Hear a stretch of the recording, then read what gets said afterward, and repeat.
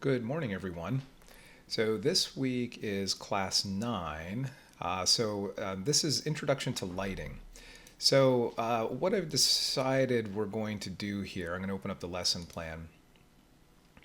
And also let me make this full screen so it's easier for me to see. There it is. Okay, and I'll close these up. So we lighting is tricky in Unreal Engine, and I think that's the next thing we need to cover. I wouldn't say we're necessarily winding the semester down yet. I think there's about 5 weeks left. I want to just kind of give us a rundown of where we're going to go from here. So the next, I think maybe 2 weeks, we're going to cover lighting. Then we're going to move into camera composition. We've talked a little bit about composing a shot, but we're going to actually get into cinematic camera movements. That will essentially be one of the last things we cover. And then in addition to that, we're also going to cover master sequences and in the sequencer in Unreal Engine, which really starts to allow us to leverage the power of non-linear editing in Unreal Engine. But at this point, you want to start gaining control over lighting, which is a principle of cinematography as well. And they can be tricky because these are real-time lights. So there's it's not like you just add as many lights to the scene as you want and you're done. We have some technical issues we need to work out there. I also have the syllabus open. So I just wanted to point some things out. Thinking about how many weeks we have left, I think we might cut this juxtaposition project. Now this one is actually using Premiere or DaVinci Resolve. Usually, that's how I run that particular assignment. But I think we're just going to cut that out, and we're gonna do this project, shot composition, which will also include juxtaposition anyway. So I'm going to rearrange these production assignments a little bit. So in the end, we're really probably just going to have 3. The asset reveal, which is what we'll take a look at today. That'll be the first thing we cover when we get together at 3 o'clock. Then we'll have the shot composition / juxtaposition project. And then we'll have our final project. So that's how I think the rest of the semester will work out. And if there's any questions, we can address those during class. All right, so I'm going to put the syllabus aside. Actually, I think I can just close that. Okay, so looking at the lesson plan, as I said, the first thing we're going to do is review our asset reveal projects today. Then we're going to, actually what I'd like for you to do before class is also review this video here. It's called Color and Storytelling. Now, just a warning here, and actually warn you at the beginning of the video, I'll show you right here. Contains imagery which may not be suitable for viewers with photosensitive epilepsy. At the very beginning, they flash through a bunch of colors. I have no idea why. This is actually a fantastic video on the use of color in cinematography. But it just starts with this, just flashing a whole bunch of colors on the screen. If I was the editing this, I'd say just cut that out. It doesn't make any sense whatsoever. But I thought I'd let everybody know. They let you know also. So if that's something that that pertains to you, you'll want to just not watch like the first, actually I'm going to pause it here and see how far that goes. Okay, I just ran through the video and it looks like at 21 seconds, the color flashing stops. So again, if that pertains to you, you want to just skip ahead to 21 seconds and start there. And again, it's fantastic. So make sure you watch that before class so we can discuss it. And the reason I'm putting this particular video in as a requirement for today, in addition to my lecture, is because lighting goes along with color. We can change the color of our lights and things like that, so we need to start addressing color now. All right, I'm going to put this aside. And in my technical lecture here, we're going to cover the basics of lighting. And really, we have 2 primary light sources, static and stationary. We also have one called dynamic. which I don't think we'll really need for our projects, but we'll talk about that one also. So it's going to be lighting. And then another really tricky part is dealing with indirect lighting in Unreal Engine. So we're going to cover that also. And those would be the main components for today. Notice we're not going to have any assignment for next week. So we're just going to cover these, and then we'll pick up with additional stuff next week. Now, in preparing for our next quiz, which is not for a couple weeks, from this lesson plan, our definition of color is the one of the definitions for our next quiz. Oh, and also we need to review our quiz from last week today. I didn't mention that. So color, the quality of an object or substance with respect to light reflected by the object, usually determined visually by measurements of hue, saturation, and brightness. So that will be our official definition that we'll need to be familiar with for when we have our next quiz. Okay, so I'm going to put this aside and open up Unreal Engine.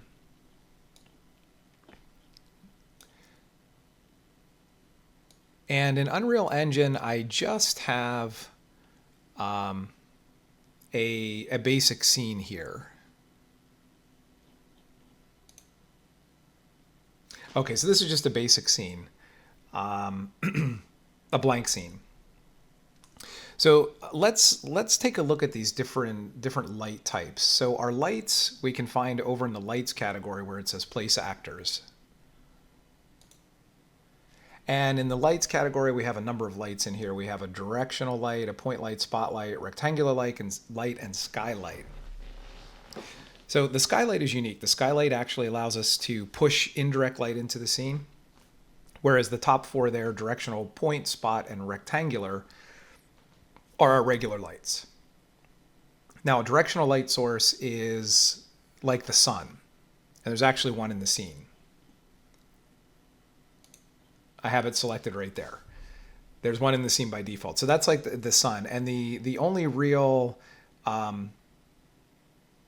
way we can adjust this is with rotation, if we rotate it. Actually, what I'm going to do is I'm going to put a cube in the scene and we can see how that works.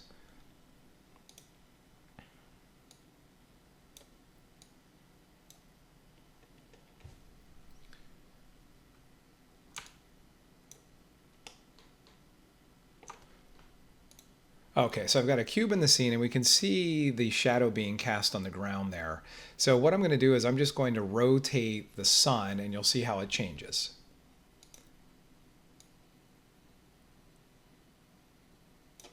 So it changes with rotation, but it doesn't change with position. So again, this acts like the sunlight. So it doesn't matter where you put it, it only matters how it's oriented. Now, with all of these light sources, they do have some common attributes or details, which we can find in the details panel. So I'm going to come over here to the details panel, and the main ones we have in here will be intensity and light color. They can be found under the lighting tab. There's intensity and there's color. So I'll increase the intensity, and we can see the scene gets brighter. Or I can decrease it and it gets darker. And then of course light color, now we're dealing with color. So now I can change the tint on the light.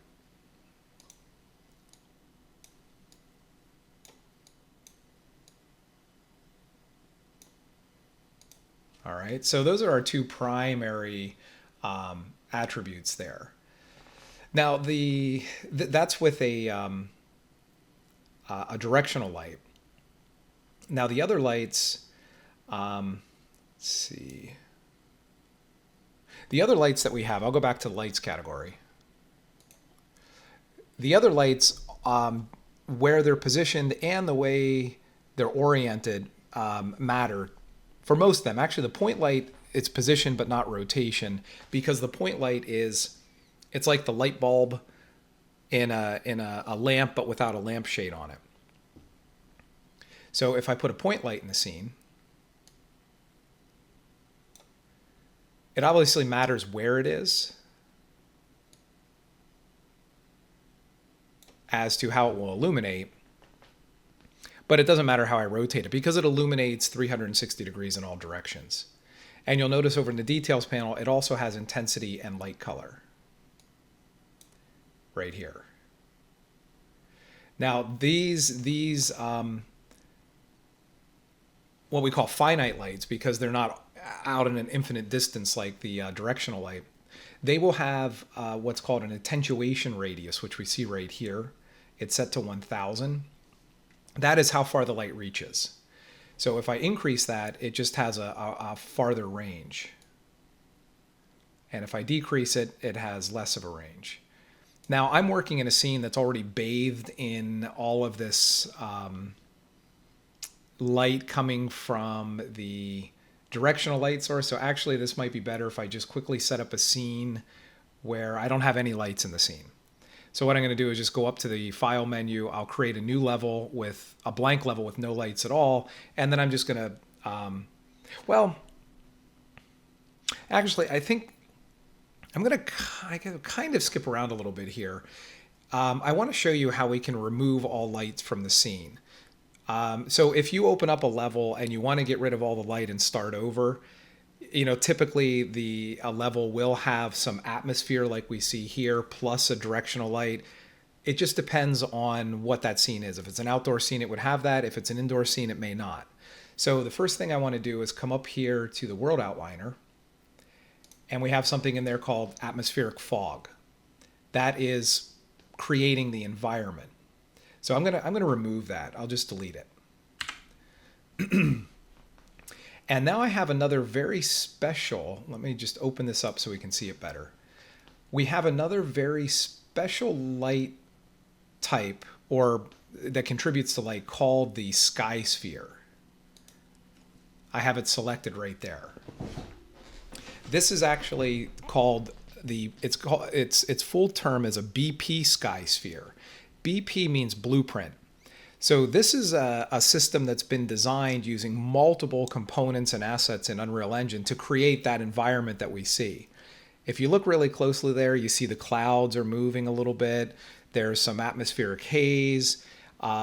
It's also connected to the direct light source. We can see that down in the details panel here. It says directional light actor light source. That's this light. That's the directional light. So they're actually all working in conjunction with each other to create this environment. So if I want to get rid of all of the lighting and environment, I would want to remove the BP sky sphere. Now we can also add a BP sky sphere into our scene from the place actors window. And the easiest way to find this would actually be to just go to all classes, and then up here type in BP. And there it is, a BP sky sphere. And you could just drag it and drop it into your scene. We'll look at adding that back in later, but for now I want to remove it because I'm trying to get rid of all the light in the scene. So I'm just going to cancel this search filter. And then I'll come over here and remove the BP sky sphere, which is this object. So I'll delete it. Now I don't have any light in the scene. I'm also going to remove the light source. That's the directional light. So I'll delete that. And now I just have, I actually have two things. I still do have a skylight. That's bringing indirect light into the scene. So I'm going to remove that also. And now I just have my point light. However, I'm still seeing light in the scene. That doesn't look accurate for having a single point light in there. So a lot of times what happens is, this is where we get into static versus stationary and dynamic lights. If I select my point light, and then I come down to the details tab, there are the light types right there under mobility. It says static, stationary, and movable. When you create any of these lights by default, they're going to be set to stationary. Stationary is what we call is a light source that we can semi-bake. I think we might have mentioned baking a little bit, but baking actually happens up here with the build button. You can just hit the build button. So the way, because this is a game engine and it's running in real time, it has to optimize the scene as much as it can. So what it does is it says, okay, well, lighting can be computationally intensive. We know that from rendering in like Arnold and some of the other render engines. So in a game engine, what a game engine will do is it says, well, wait a minute. If this light is casting light into the scene, but the light it's casting never changes, why should we have to try to calculate every ray of light coming out of that light source on every single frame? Let's just bake it into a special texture map for every object that it hits. So in this case, it would be the ground and it would be the cube. And basically, it's going to bake it into a texture map, much like when you have your texture maps in Maya for your characters or models, you lay out the UVs and you paint on it. Well, this is just doing the same thing, but with light. And then that way, Unreal Engine doesn't need to calculate that light. Its illumination is baked into a texture map for each object, which allows it to not have to calculate that light. So what's happening right now is this scene had some baked light in it, and that light is what it's illuminating everything. So the only light type that doesn't bake is the movable. That's completely real time. However, both movable and stationary, we can only have so many of them overlapping. I think it's 4. If we have 4 of these lights overlapping, it will tell us there's an error. So again, it's sort of a cap of what you can do in a real-time engine. Now, if we make all of our lights static, then we can have as many as we want. We could have thousands in the scene, and they could all overlap because they're getting baked anyway. You can think of the build, this button up here, the build or the baking process as rendering. So we're throwing a curveball at you with real-time render engines because it's all real-time. Well, it can maybe not be. So if we're doing a lot of intensive lighting and we need to do a bake, this can take a while. Like, for instance, those of you that saw the opera in the final scene where the rabbit was in a cave with about 1,000 lights, those were all baked lights. They were static lights. And I think I had 2 stationary lights in there to actually cast shadows as the rabbit was moving. So that took about 15 minutes to bake. Now, that's still way faster than what we would have in an offline render engine like Arnold, but we could still technically consider it the rendering process. So I'm going to go ahead and do that now. I'm going to hit the build button. I'm going to make this light stationary. So before I do that, just to talk about what the differences are here, I basically mentioned what static is. A static light, you can have as many of these as you want. They get baked completely. That means that when you're actually, if you're running an animation in the sequencer, any of their light will not change. So you don't want to use these. Like if you have a character walking through a scene and that character needs to cast a shadow as it's walking, you can't do that with a static light because a static light does not cast a dynamic shadow. That's what a stationary light would do. Now, the difference between stationary and movable is that a movable light is what we would use in gameplay. So that's why I said a movable light probably isn't relevant to what we're doing in this class. But if you were actually making a game, a movable light would be something that, if you're playing a game and you turn a flashlight on, you have the ability, you're playing a dark game and you need to turn a flashlight on in a dark room, and that flashlight follows you around. You can turn it on and off. That's a movable light. It's a light that needs that the player needs to be able to control during gameplay. For what we're doing, since we're building cinematics with a sequencer, a stationary light would be maybe the only other one we would need, because a stationary light, you can animate it in the sequencer, and it will also cast a dynamic shadow for other objects that are moving. And that's basically all we need for a cinematic. So those are our two light types. Now I'm going to keep this one at static for right now. And it tells me here, lighting needs to be rebuilt. So I'll hit the build button up here.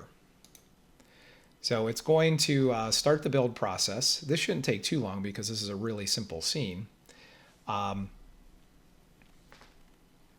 have no warnings here, so that's good.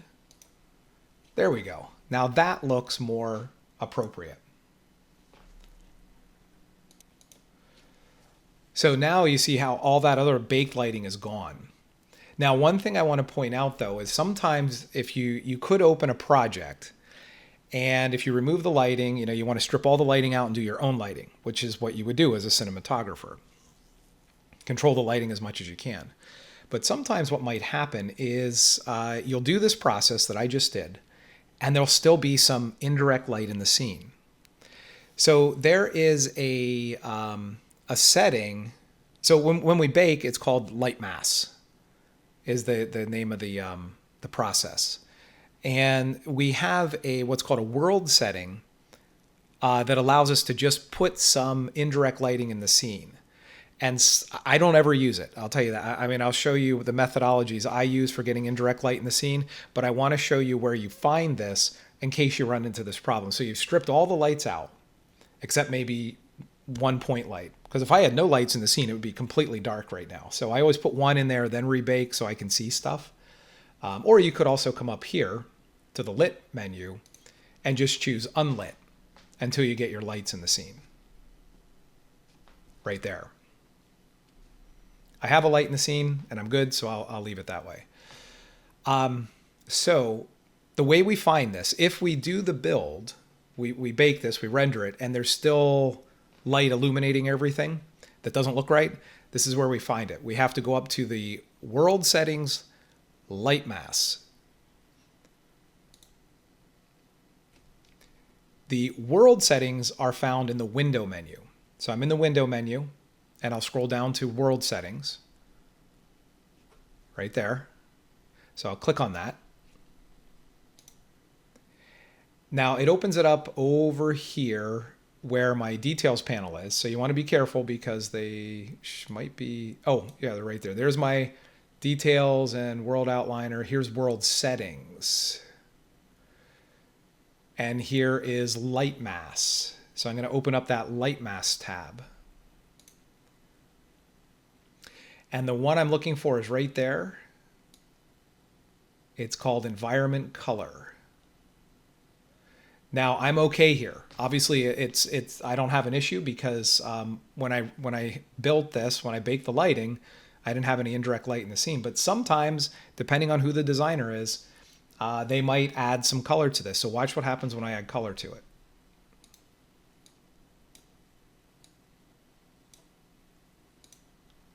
Okay, nothing's happened yet, but watch what happens when I rebake. So I'll hit the build button again. And hopefully if this works the way I predict, look at that. We've got indirect light in the scene. Now, if I get rid of that, if I set it back to black,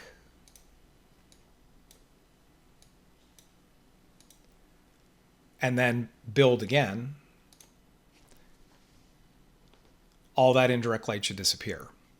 Now, that may seem like a nice, easy way to add indirect light to the scene, but I wouldn't suggest it. I would use the skylight, which is something that we'll talk about. So if you ever find yourself in this situation, you've taken all the lights out of the scene and yet there's still indirect light when you build the level, that's probably the culprit. So again, we find that from the window menu and then world settings. All right. So to save some space, I'm going to go ahead and close this now that I've checked it and it's okay. And now I have my light. So again, my light, my point light. Now notice it doesn't have that little warning up here that says level needs to be rebuilt. That's because I did not edit this light at all since I last built it. But watch what happens as soon as I move this light. So I moved it up so that it was too low. I moved it up so that I could get some shadowing underneath that cube. And as soon as I moved it, it said lighting needs to be rebuilt. That's how static lights work. So if you're working with static lights, you're going to have to constantly keep hitting the build button in order to get your light results. But again, the advantage to static lights is that you can have as many of these as you want and they can overlap and it doesn't matter. The drawback is you have to render them. So my suggestion would be when you're setting up your lighting for projects you're working on, you want to determine, is it, let's call it environmental light, that nothing really changes over the course of your animation, then you use static lights.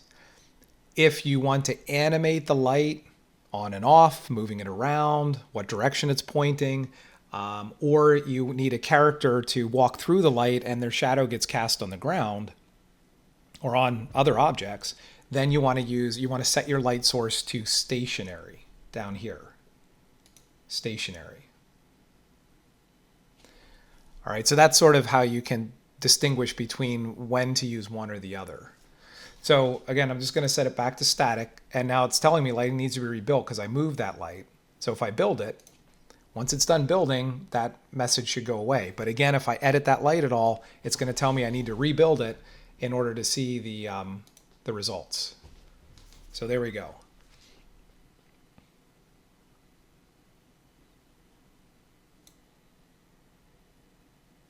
Okay, so that's the different types: static, stationary, and movable. So let's just take a look at the other light types also. So I'm going to go back to the lights category. Now this is a point light, and as I said, with a point light, the main attributes here are intensity, light color, and attenuation.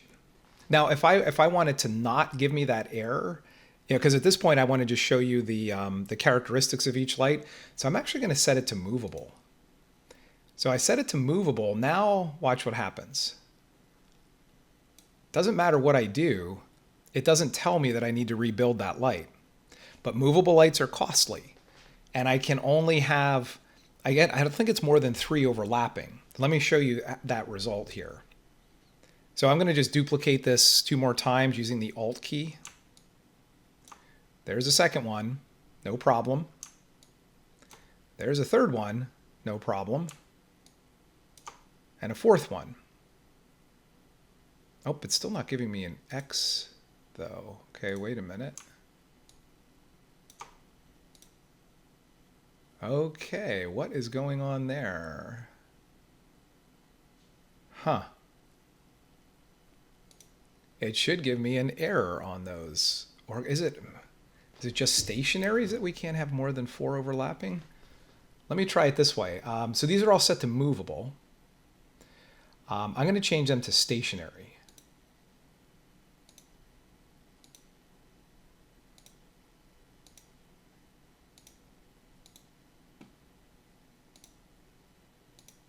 Ah, there we go. Oh, wow. Okay. Boy, you learn something new every day. Probably because I don't use movable lights that often. I only work with stationary. So I know with stationary, we cannot have more than 4 overlapping. See, when I changed the 5th light to stationary, it got a big X on it. It says you've got too many of these overlapping. That also says lighting needs to be rebuilt. So stationary lights are a little tricky because there are some components of them that are baked and some that aren't. What Unreal Engine is going to do here is when you hit the build button, it's going to see, is the light moving? Have you animated the light? If you've animated the light, it won't bake it.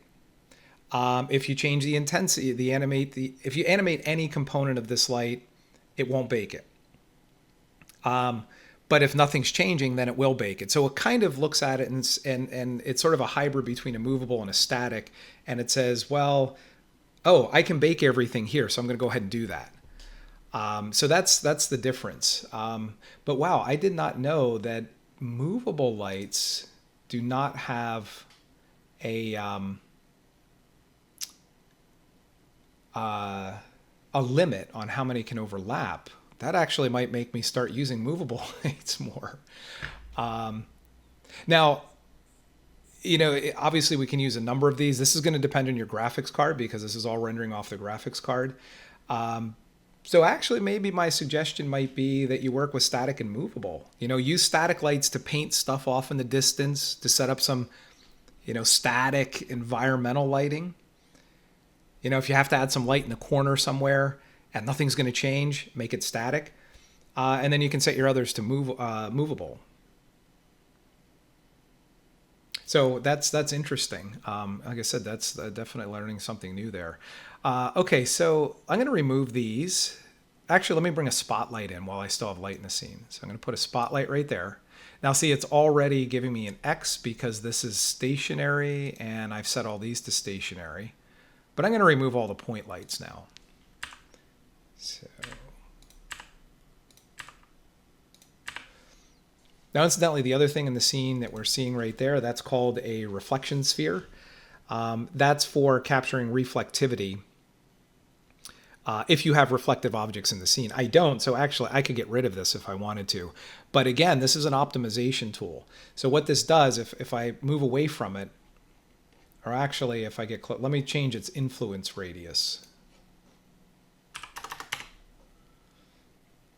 Okay, so we see its influence radius there. So basically what this is doing is it's saying, hey, instead of calculating reflectivity in the entire scene, like an offline render engine will do, it's only going to calculate reflectivity on surfaces that fall within that volume. Again, it's a way to try to optimize since we're working in real time. So if you have reflective objects in your scene, you'll want to add a sphere reflection capture. Again, you can find that up here by just typing in that name and placing it where you have those reflective objects. All right, I'm going to delete it because I don't have anything reflective in the scene. And let's scroll back in here. Now I do have some, so actually, okay, let me take my spotlight and I'm going to set it to movable so that Unreal Engine doesn't complain about baking. But remember, I did bake some of those point lights. So that's some of the light that's still sitting there. It's baked into a texture channel. So I'm gonna hit build just to get rid of it.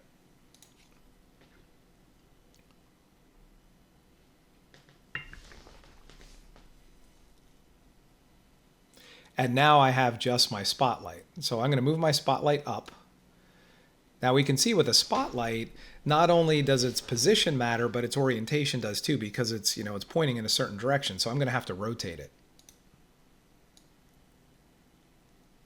There we go. So now I have it rotated. And now, so it has some of the same parameters. There's intensity, there's light color, there's its attenuation radius. So if I back that off, I can change how far it casts illumination. But it also has an inner and outer cone angle. That's the width of the light.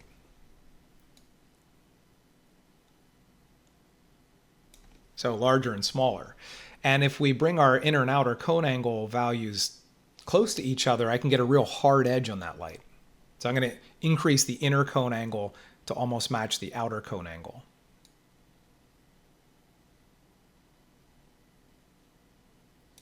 And I can get a really hard edge on that light, which could be useful in some situations. I'm going to go ahead and bring that back. Okay, so now I have a nice feathered edge there. So those are your primary attributes for the spotlight. And then the last light we have is a rectangular light, which is sort of like a light box. So let me add one of those to the scene. And then I'll remove the spotlight. Now it's telling me lighting needs to be rebuilt because this is stationary, but if I set it to movable, now that goes away. And now it's fully dynamic. And I'm going to just position it. I'll bring it up a little bit. And so, in a way, the rectangular light, let me rotate it down a bit. The rectangular light is sort of like a spotlight, but with its cone angle stretched all the way out 180 degrees. It does have some other features to it, like barn door angles and barn door length, and you can experiment with those if you'd like. But I find the workhorse lights in here are directional for sunlight, a point light, and a spotlight. I rarely use a rectangular light, but it's available. And then, of course, we have the skylight. So I'm actually going to undo this. I'm going to go back to when I had the spotlight.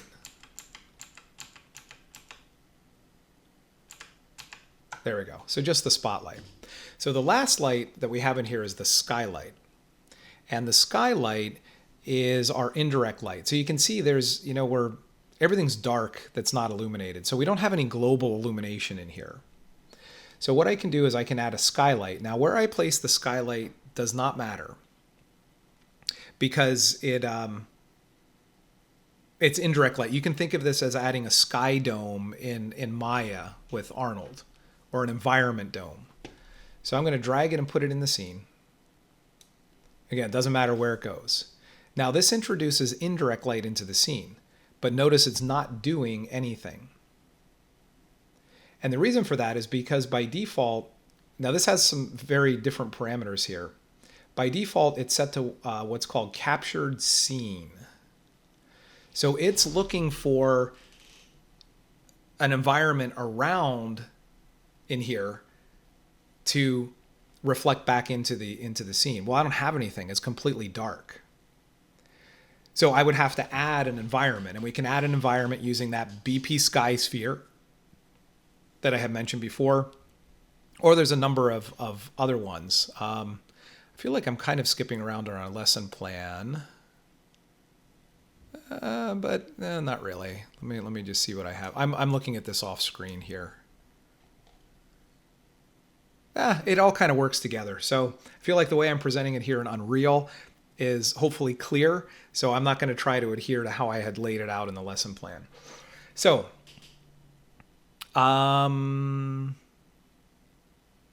yeah. So let's take a look at what we could add to get a captured scene. So I'm going to go to the Visual Effects tab here in the Place Actors window. And the things that allow us to add an environment. Now, this is a new one that I haven't worked with, the sky atmosphere. It's very sophisticated. So I'm going to just steer away from that one for right now. But I could add, like, for instance, atmospheric fog. So I'm going to drag that into the scene. All right, so we see it has added an environment, but we don't see it being reflected in the cube. And it could be because our skylight is set to stationary. Now, I'm not sure. I've never tried setting one to movable, but let's see what happens. Oh, it works. Look at that. Great. So I don't need to rebuild. So now it's introducing light into the scene. So again, because I always would teach these lighting concepts at Becker where we're actually making games, we always stay away from movable lights. But since all of you are really looking to build cinematics and we're not building a game, I'm going to say let's try working with movable lights and just see how it goes. I don't know what, I don't know if we'll run out of processing power at some point or not, but, it makes for a much more interactive environment. We don't need to keep building. The reason the skylight wasn't showing anything in the scene is because by default it's set to stationary, and so Unreal Engine wants you to bake it. So I'd have to hit the build button. But as soon as I set it to movable, it said, okay, now we're in real time. I'll do whatever you want me to do with it. So now you can see it's pushing light back into the scene. And if I scroll down here a little bit, it doesn't have a lot for you to work with. Actually, the main attribute would just be its intensity. So if I lower the intensity here, we see I take some of that indirect light out of the scene. So I'm bringing it up just a little bit to 0.3. There's 0.5. I think I like that better than setting it all the way up to 1. Okay, so that is the atmospheric fog. That's what I use to create that environment, and now my sky sphere can bounce that light back into the scene. Now there's as I said, there's a couple of these. Now the atmospheric fog has some parameters here, and I would really just suggest playing with these. Mainly the atmospheric fog has what's called a sun disk in there. So if you wanted to have, you know, a version of the sun up in the sky, this would be the one to go with. Let me see if I can find it. I'm just going to rotate around in here.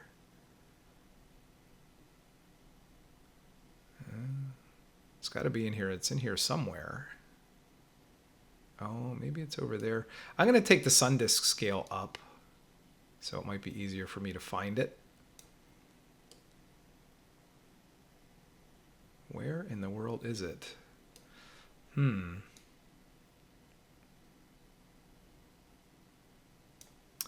Distance scale, it's offset. I don't use this one that often, so the parameters are a little unfamiliar to me. There's the default brightness. Oh, there it is. It's over, right there it is. Right on the horizon. I'm just changing the default brightness.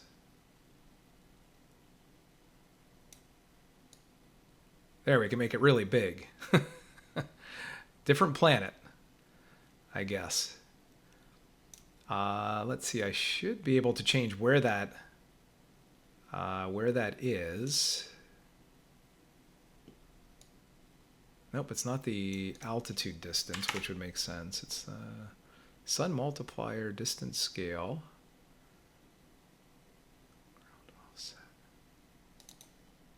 Oh my gosh, silly me. Okay, I paused for a second so I could get this figured out. You have to take your atmospheric fog and just rotate it. So let's see, my rotate tool. So watch what happens when I rotate it. There we go. Now the sun disk goes up in the sky.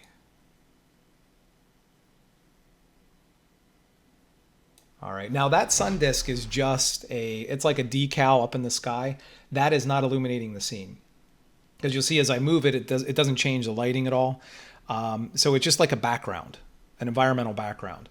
When we use the BP sky sphere, that has that direct light hooked into that sun disk, and then the two work together to make it look like, you know, whatever angle we have the sun at. We also adjust the angle of the directional light, and that gives us the shadow.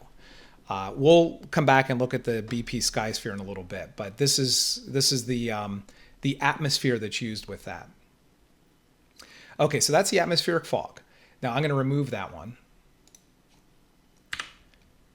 Now I'm back to just my spotlight. Now it looks like it's... Did it bake light into the scene? Even though I have everything set to movable. Oh, sometimes when we work with these atmospheres like the atmospheric fog, Unreal Engine doesn't update the viewport. So what I did is I took anything in the scene, in this case my skylight, or I should say any light object in the scene, and just gave one of its parameters a nudge. I set it to stationary, then set it back to movable, and the viewport updated. So sometimes it just gets stuck. Okay, so another one we have is the exponential height fog. So I'm going to add that one to the scene. This is very similar to the atmospheric fog, except it doesn't have a sun disk. If I look at its attributes or details over here, there's no sun disk. But it does have additional volumetric fog and some other components to it. So this one actually simulates a real environment more than the atmospheric fog, but the atmospheric fog has the sun disk in it. So, you know, there's different things that you can use here. Now, when I add that to the scene, it doesn't look like my skylight is updating again. So I'm going to grab my skylight, set it to stationary, then back to movable. See, I have to give it that nudge. And now my exponential height fog is being bounced back into the indirect areas with the skylight. So that's how we can get a skylight to bounce the environment back into our indirect areas on our objects. But what if you don't want to use the exponential height fog and you don't want to use any of these, and you want to just come up with your own custom environment. So what I'm going to do is remove the exponential height fog. I'm going to have to nudge my skylight again, which I'm going to make edits to it anyway, so I might as well select it. So I'll just say stationary, movable. So now it's back to movable. All right, so now that updated the viewport. It'll be interesting to see what happens when you start using movable in your viewports. I might do a little bit of that after this lecture today just to make sure we don't run into any problems. So we have some other options here. So instead of capturing from the scene, I can capture from what's called a cube map. So I'll select that. Cube map. And then what I need to do is select a cube map right here. Now there's usually in the engine's defaults, there should be some in there. If I hit that none button, it's off screen, but there's a list of other cube maps that I can use. And there's some down here that are like environments, for instance, like this one. So you can see it looks like a sky. Now I don't get that in the background. This is just using this map to bounce indirect light into the scene. Or if I want to just bounce a direct color in, I think there's one in here. Let's see, there's one in here. Oh, what is that? That says texture. Maybe there's not a solid color. No, there are solid colors. There's one down here called gray texture cube. So I'll select that. So now I just get a nice flat color as my indirect light. I wouldn't suggest that because that has a tendency to flatten out the details on your objects. So I would say you might want to use one of them that have some variation to it. For instance, there's one here called Desert Outer HDR, so I'll select that. And you can see there's a little more variation in there, so I can keep my details a little bit better. So those are our two options for adding indirect light to the scene. We can add an actual environment using some of our environment tools from the visual effects category, or we can just simply select one of the default cube maps. Or you can make your own. You know, if you know how to do HDR 360 images, you could go out and shoot your own and then bring those in. But these are the ones that are in the engine. So that's how we can control the indirect light. So let's see here. Okay, so I want to go back and just show you how we can control the BP sky sphere a little bit more. And we're going to do this from scratch. So let's say, for instance, we have an environment and we want to add the BP sky sphere. We're going to have to make some connections there. You know, when we select from the file menu, when we do a new level, and we choose the one that has the environment in it, that has the BP sky sphere hooked up to the directional light source already. But what if you don't want to create a new level? You've got a level, there's no BP sky sphere in there, but you want to add one. So I'm going to show you how to do that process and then how to control some of the parameters in it. And then I think that'll wrap it up for this lesson. And we're going on an hour here, so I'm going to try to make it a little bit quick. Okay, so I'm going to keep my skylight. I do need that. But I'm going to set my skylight to grab the environment because I'm going to put an environment in with the BP sky sphere. So I'll set this back to captured scene.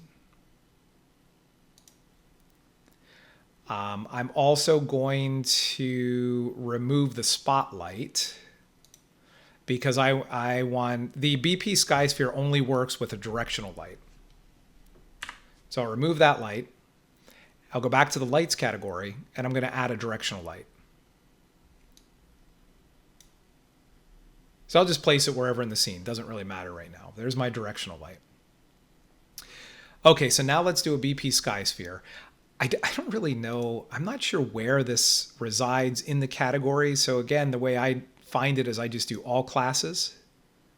And then up here I type in BP. And then it shows up.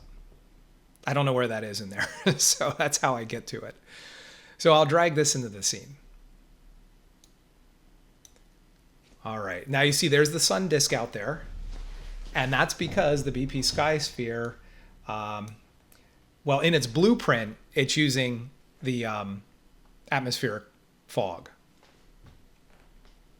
If you want to edit the blueprint, you can right here. If you want to get into blueprint editing, if I click on that, this is just a side note, there's the blueprint with all of its elements in here. But I don't think we need that for most of our needs. Okay, so if I want to get my directional light to interact with this BP sky sphere, we can do that with the BP sky sphere selected right here where it says directional. See, it only selects a directional light. Directional light actor, it's right there. Directional light actor, this is where I can specify it. So if I hit that none drop down, I should see my light source in there.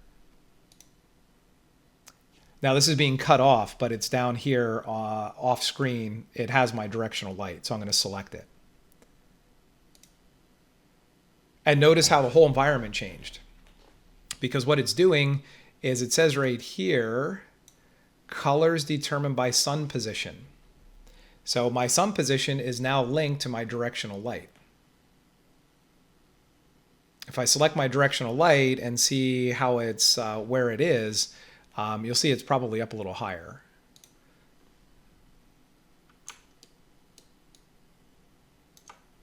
Actually, I'm going to move it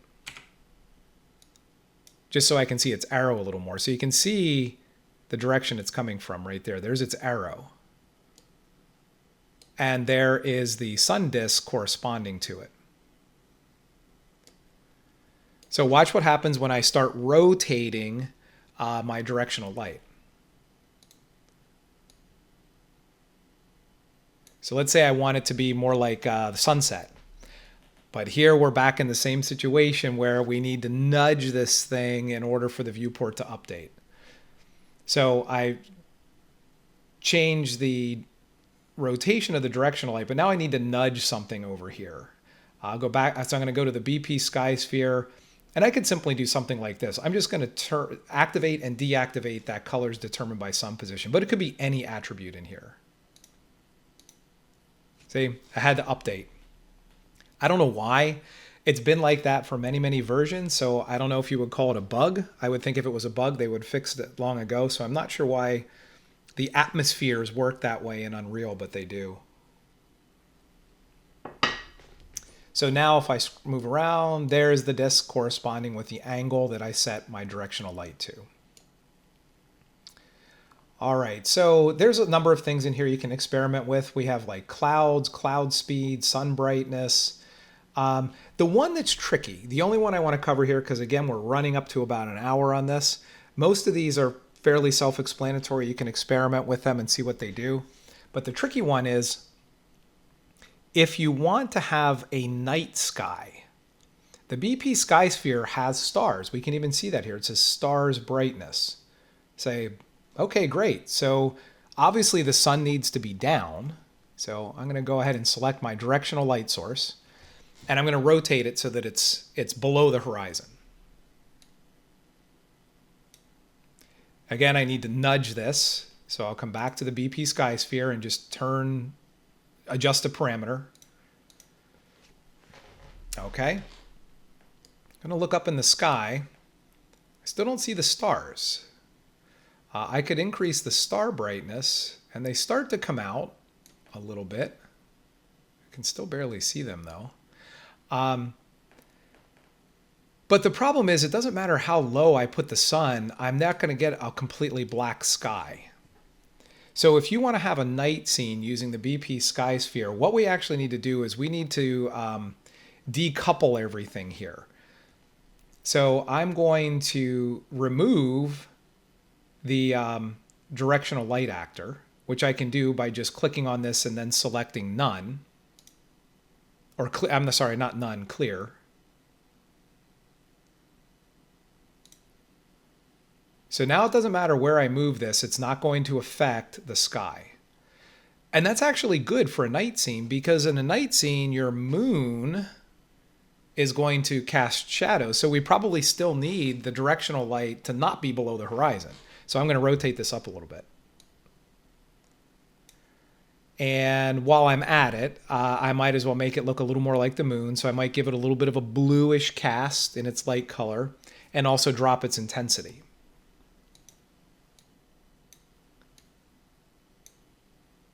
So there's the blue.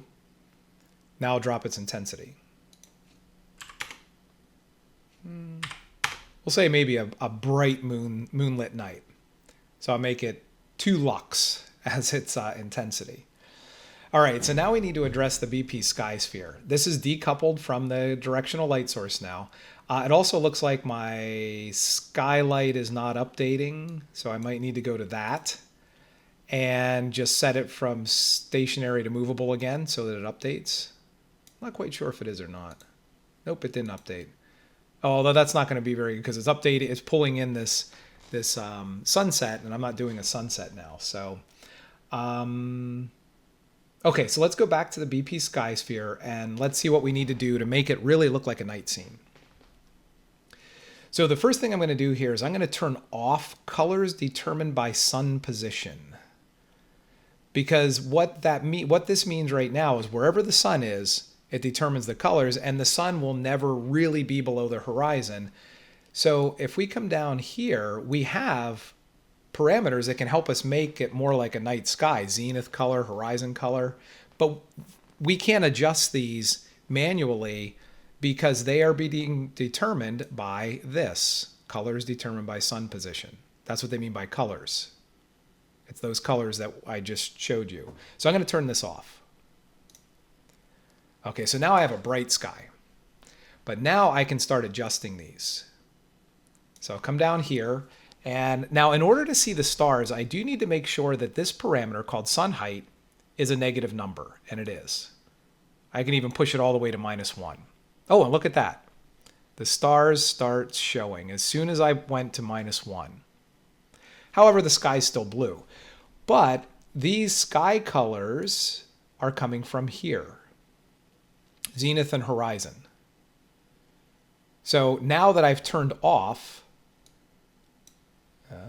this parameter right here, I can now set these manually. So it's night, right? So I'm going to set my zenith color to black. Oh, now we're getting there. And I'm going, oh, well, it's off screen, but I set it to black. All right, now I'll take the horizon color and also set that to black.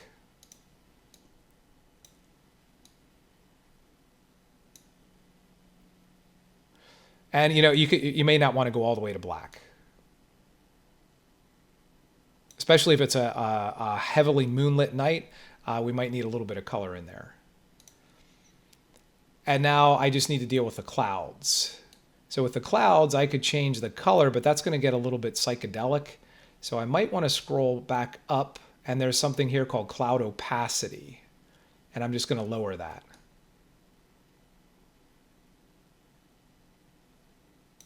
And now I have more of a night scene. Now I increased the star brightness before when we were trying to see them and we couldn't. So I might need to back that off a little bit.